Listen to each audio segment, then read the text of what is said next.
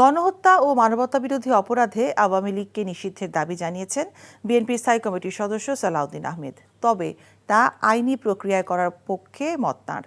বলেছেন, গণঅভ্যুত্থানের মধ্য দিয়েই জনগণ আওয়ামী লীগের রাজনীতি প্রত্যাখ্যান করেছে। অপকর্মের জন্য অনুশোচনা করে ক্ষমা না চাওয়া পর্যন্ত মানুষ আওয়ামী লীগকে গ্রহণ করবে না বলেও মন্তব্য করেন তিনি। এনটিভির সাথে একান্ত সাক্ষাৎকারে এসব বলেন সালাউদ্দিন আহমেদ। ইমরুল হাসানের রিপোর্ট। জুলাই আগস্টের গণ অভ্যুত্থান ঠেকাতে চরম নির্মমতা চালায় স্বৈরাচার শেখ হাসিনার সরকার। গুলি করে হত্যা করা হয় হাজারো আন্দোলনকারীকে। এছাড়া 15.5 বছরের টানা শাসনে বিরোধী মত দমনে গুম খুনের আশ্রয় নেয় তারা। এমন প্রেক্ষিতে তাদের নিষিদ্ধের দাবি উঠেছে বিভিন্ন মহল থেকে।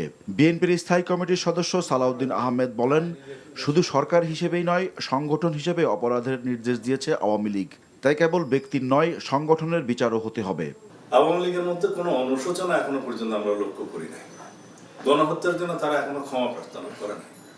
বাংলাদেশের দুঃশাসন এবং দীর্ঘ ফেসিবাদের যে চর্চা তারা করেছে, তার জন্য তাদের মধ্যে কোনো অনুশোচনা লক্ষ্য করা যাচ্ছে না। আওয়ামী লীগকে বাংলাদেশের রাজনীতিতে জনগণ ততক্ষণ পর্যন্ত বৈধতা দিবে না, ততক্ষণ পর্যন্ত সুযোগ দিবে না, যতক্ষণ পর্যন্ত তাদের বিচার না হচ্ছে ব্যক্তি পর্যায়ে যারা গণহত্যার জন্য দায়ী তাদের, এবং সংগঠন হিসেবে রাজনৈতিক দল হিসেবে আওয়ামী লীগের বিচার যতদিন না হচ্ছে, সাব্যস্ত না হচ্ছে। তিনি বলেন, আইনি প্রক্রিয়া মেনেই আওয়ামী লীগের রাজনীতি নিষিদ্ধ করা সম্ভব। আওয়ামী লীগকে রাজনৈতিকভাবে নিষিদ্ধ করতে হলে আইনি প্রক্রিয়ার মধ্যে দিয়ে যাওয়া উচিত, তাদের বিচার করা উচিত।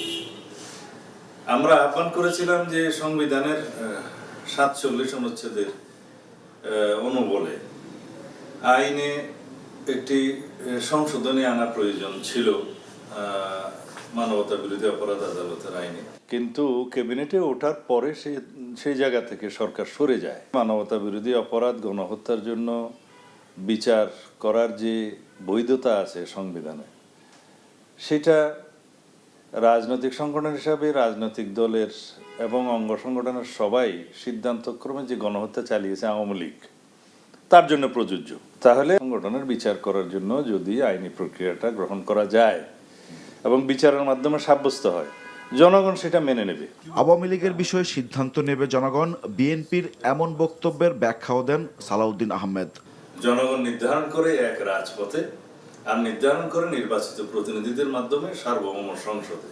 তখন রাজপথে জনগণ তো সিদ্ধান্ত দিয়েছে, রাজপথে জনগণ গণ অভ্যুত্থান করেছে, গণহত্যাকারী আওয়ামী লীগের বিরুদ্ধে তাদেরকে বিতাড়ন করেছে, এবং বাংলাদেশের ফ্যাসিবাদী গণহত্যাকারী আওয়ামী রাজনীতিকে তারা প্রত্যাখ্যান করেছে।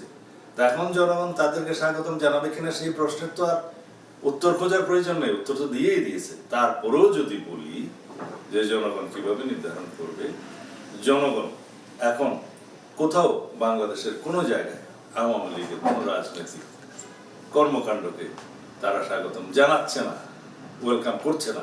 তাদের প্রশ্ন যে এত গণহত্যা করার পরেও কি বাংলাদেশে আওয়ামী লীগ রাজনীতি করার কোনো অধিকার রাখে? সুতরাং আওয়ামী লীগের রাজনীতিকে বাংলাদেশের জনগণ যেভাবে প্রত্যাখ্যান করেছে সেটাই বহাল আছে। Imrul Hasan, NTV news, Dhaka.